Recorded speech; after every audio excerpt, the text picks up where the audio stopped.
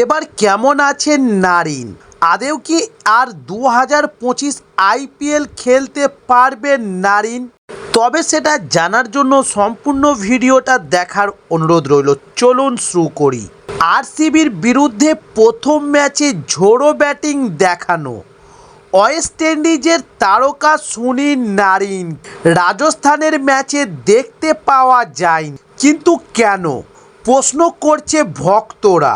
তবে অনেকে হয়তো ইতিমধ্যেই জেনে গিয়েছেন, মূলত শারীরিক অসুস্থতার কারণে বুধবারের ম্যাচে দেখতে পাওয়া যায়নি নারিনকে।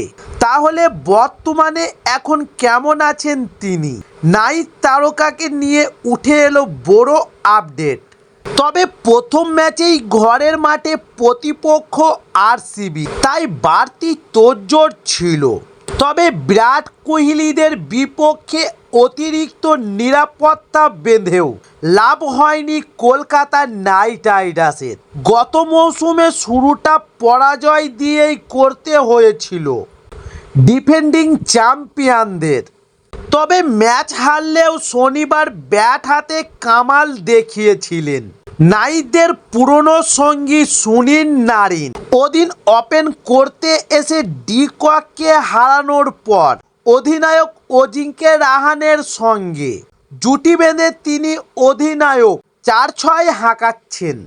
তাহলে আমি কেন বাদ যাব?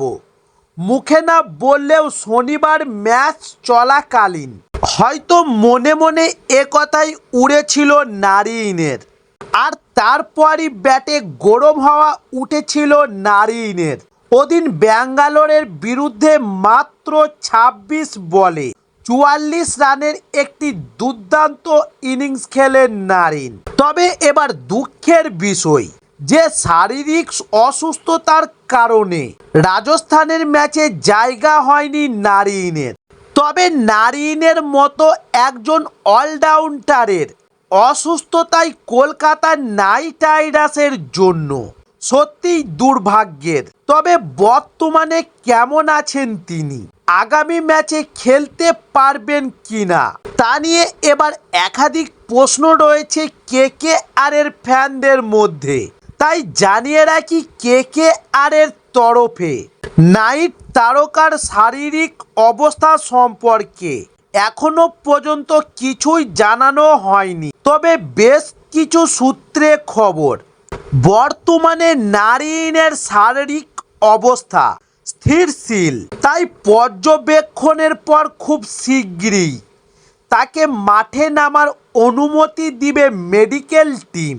তাই মনে করা হচ্ছে মুম্বাইয়ের বিরুদ্ধে আগামী ম্যাচেই একাদশে ফিরবেন নারিন। তবে নাইট শিবিরে পুরনো যোদ্ধা তথা ক্যারিবিয়ান অলরাউন্ডার সুনীল নারিন 2020 সালের পর এবছর এই প্রথমবারের জন্য কলকাতা নাইট রাইডার্সের কোনো আইপিএল ম্যাচ খেললেন না। তবে রাজস্থানের বিরুদ্ধে নারিনের বিকল্প হিসেবে মাঠে নেমেছিলেন ইংলিশ তারকা মঈন আলী।